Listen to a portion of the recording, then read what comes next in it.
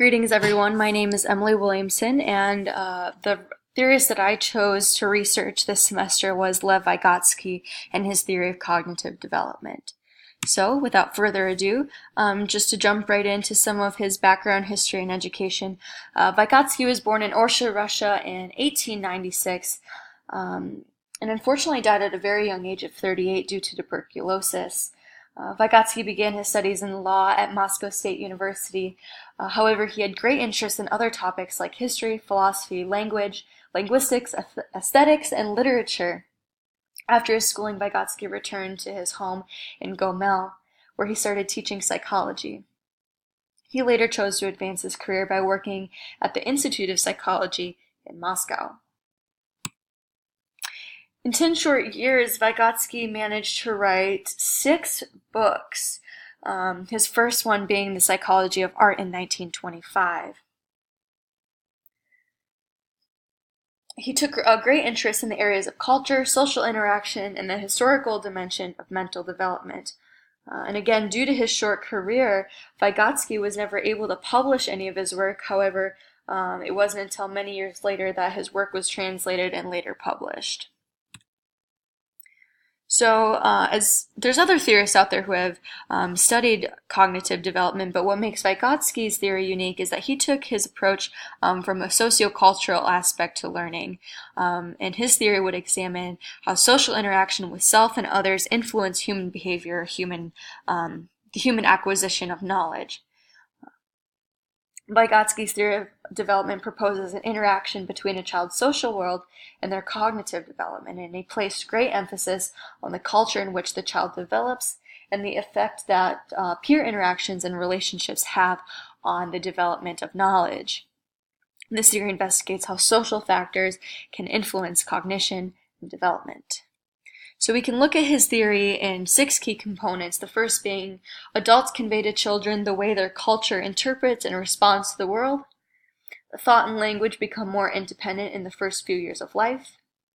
Complex mental processes begin as social activities. Children can perform more challenging tasks when assisted by a more advanced and competent individual.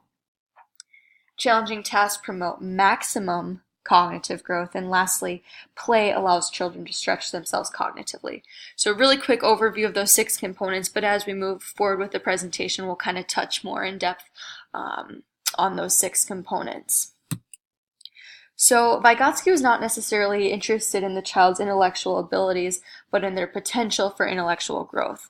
And as we consider here as how learning occurs on a continuum, we'll understand that humans have some innate knowledge, which we would call lower mental functions. These are the things that are already known. And as learning moves forward on the continuum, children can start to perform more complex tasks with the assistance of others who are more competent or wise than them. And we look at this through what we'd call the zone of proximal development. Before we get into what the ZPD is, first we have to consider this idea of scaffolding. And what scaffolding is, according to Merriam-Webster, scaffolding is defined as a supporting framework. So if we consider the building of a house, it has to begin with a foundation, and as the house builds up, the workers, they stand on these scaffolds, and as the house becomes more concrete, the scaffolds are then gradually removed. In terms of education, scaffolding is the support that an adult or more skilled individual provides the learner. By understanding what children are able to achieve alone, as well as what they are able to achieve with assistance from an adult, educators then develop plans to teach skills in the most effective manner possible, giving students a gradual release of responsibility to perform tasks independently. So, the zone of proximal development, what a learner can do with help and what a learner can do without help. So over here on the right side of our continuum is what is known. Those are those lower mental functions.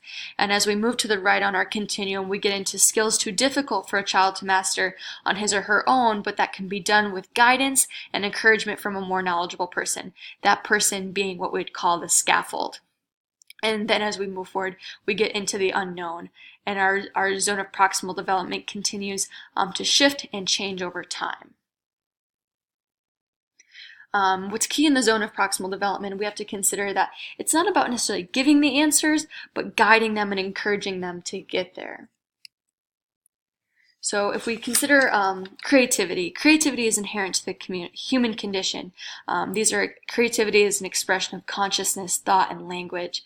Our imagination, it develops at a very early age, so this is very almost innate for us to do. So it gets these concrete thoughts, cars move, to transportation gets us around the world, being a more abstract thought, just for example. And then we have to consider that our environment plays a fundamental role for our creative potential. So a person experiences and takes on these new instruments which provoke curiosity, and this is all through creativity. And in terms of education, this can help our learners to have, or students to have, a greater desire to learn, and awaken their fantasy and their imaginations.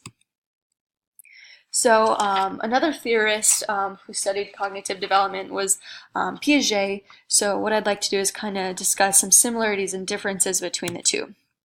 So similarities in both theories is that both theorists considered when considering child development, both agree that social factors must be considered. So internalization, for example, internalization works as a transformative process, the process by which children gradually internalize adults' directions so that they are eventually giving themselves directions. And again, this happens through communication with the environment and the scaffold, the adult or the more wise peer. Differences, the nature of the stimuli. For example, Piaget views the stimulus as nothing until acted upon, and then Vygotsky would view the stimulus as an action of the environment. Differences of self-regulation. Vygotsky, with a more behavioral approach, views self-regulation appears as a result of a task, whereas Piaget sees self-regulation present in infancy, and it's promoted by opportunities to make choices. Key here is that Piaget views regulation by others, it hinders development, so much different than the ideas of Vygotsky. And then another key component here is direction of development. Vygotsky views development as an outside-in approach, meaning that we take in information from our environment and others, internalize it into knowledge, whereas Piaget views it as an internal process, which is self-controlled, which is then expelled into knowledge into the world. So some criticisms. Vygotsky, he argued against the use of static individual forms of assessment. There's too much of a tendency to rely exclusively on the analysis of child's independent intellectual activity in some task setting. Traditional methods of psychological testing can only uncover what the child already knows, again, not their potential to acquire knowledge. And then some other things to understand why a child wouldn't be placed in the correct zone of proximal development is considering culture. Where did the child grow up? What was their family dynamic like? Was the child read to? Did they get help with their homework?